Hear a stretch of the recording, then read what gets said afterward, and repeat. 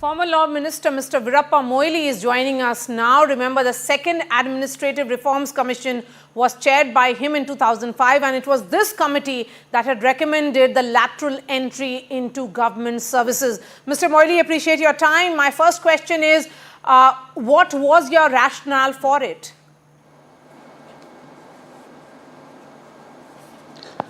The lateral entry is concerned, not that, it was not in practice or in vogue in the country earlier, but right from days of Jawaharlal Nehru, the Indira Gandhi, Rajiv Gandhi, Dr. Manmohan Singh, this has been practiced. We are, after all, no one is supposed to eat, lateral spirit. But the question now is that, we have dealt with the subject thoroughly. In fact, we have taken the practices of many countries like Britain, France, Australia, and many of these countries, and also taking into consideration the practice which we enjoyed in our country. We came out with in a 10th report, in the 10th report of the Yes, sir. The Second Administrative Reform Commission, which was headed by me, and in a report, 10th report, that is namely refurbishing of personnel administration. That is the title of the 10th report. At 9.5.3.1, the paragraph, we have dealt with the subject thoroughly. And while making this recommendation, we have gone through the world practice in the administration.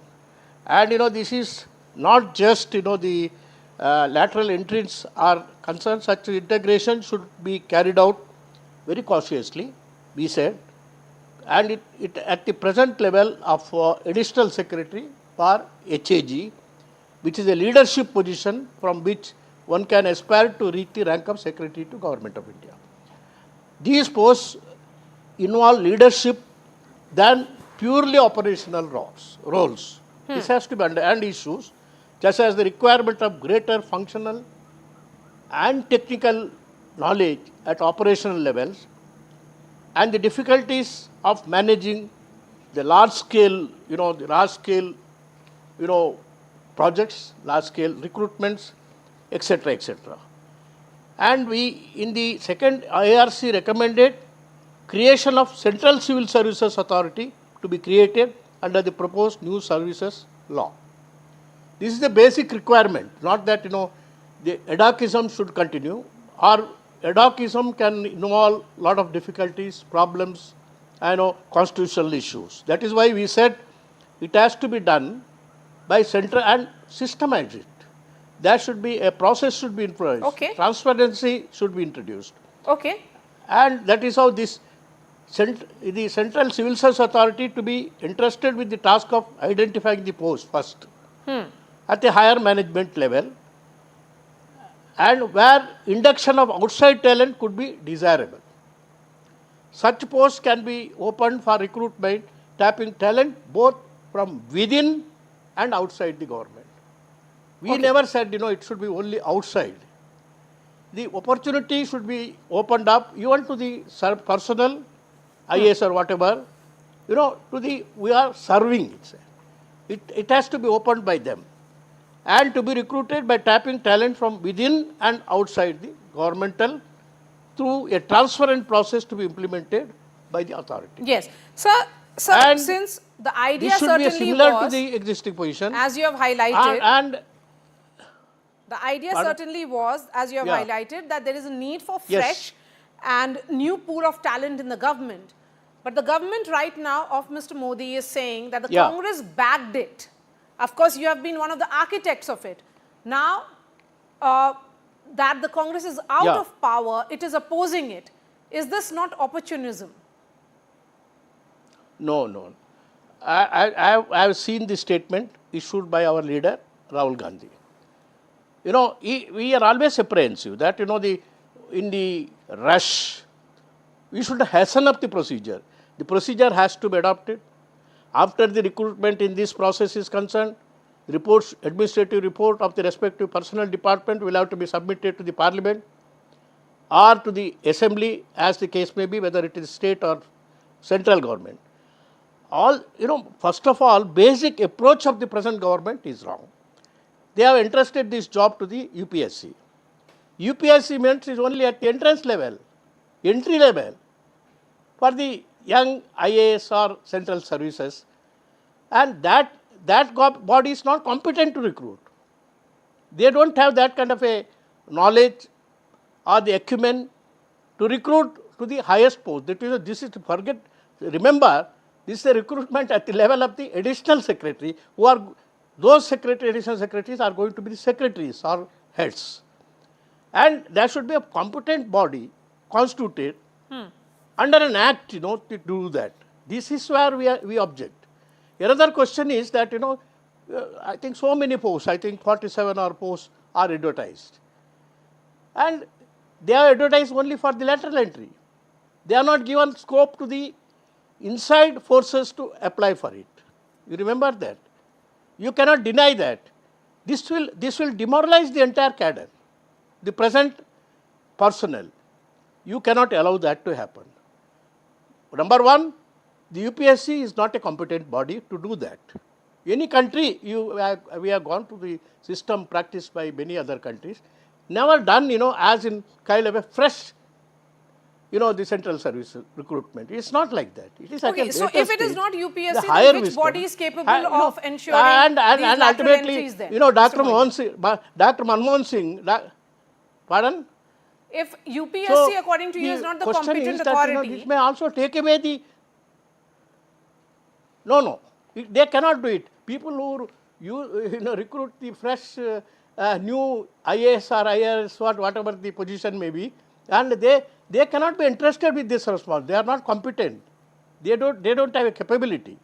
Moreover, this is done not done by a authority. They should first create an civil services authority. They should do this, not by, so do you in think that, principle, you are of the opinion that this is the suppose, right move? just hear me. Okay, go ahead. Suppose the UPSC was allowed to recruitment a person like, the Ahluwalia or Dr. Manmohan Singh or Bimal, the former Reserve Bank Governor Bimal Jalan. or the Raghurajan, I think they will never appear before that interview committee. They won't go before that. So that kind of a senior level, if you want to have the suitable, appropriate people, then reservation also is an issue. Because there is an apprehension that all these 47 posts will be taken away by the outsiders.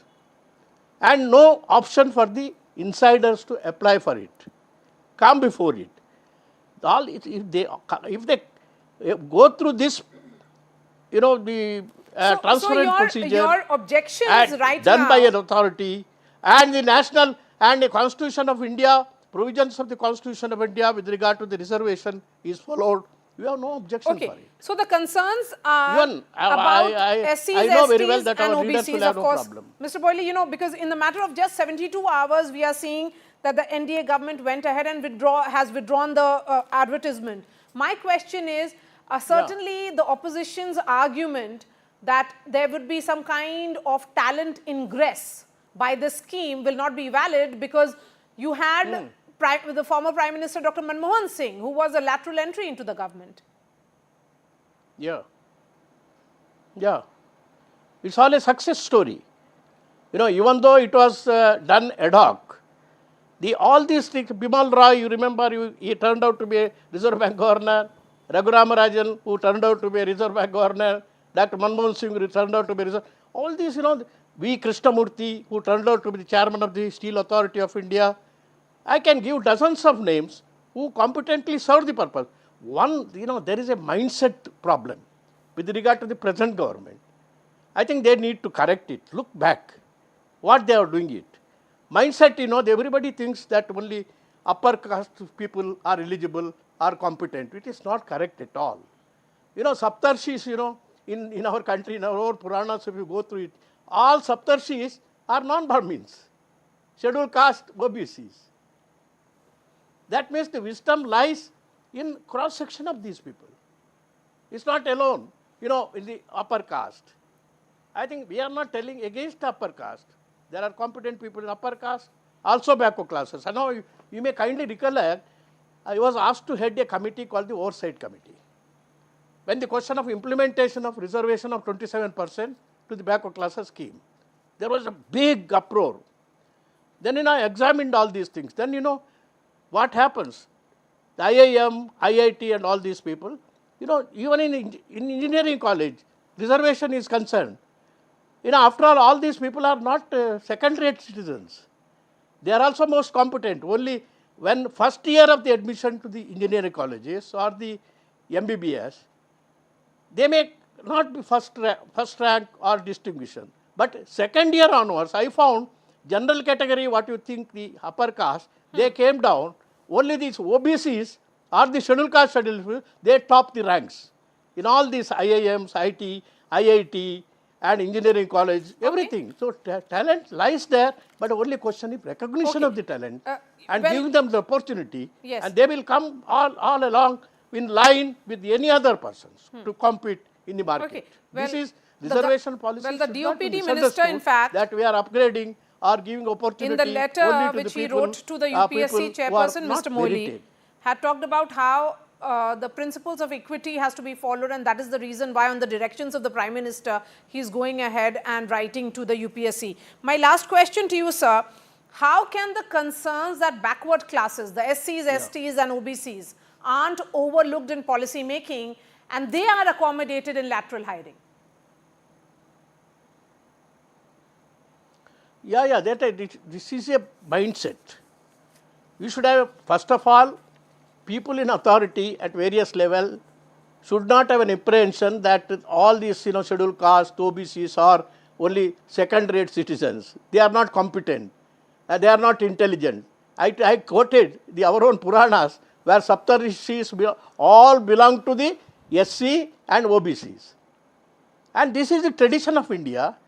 And they are competent, expose them to opportunities, expose them to challenges in life, and they will compete with anybody. Anybody in the world, not only in this country. All right, Veerappa Moily there, the former law minister, thank you so much for speaking to NDTV.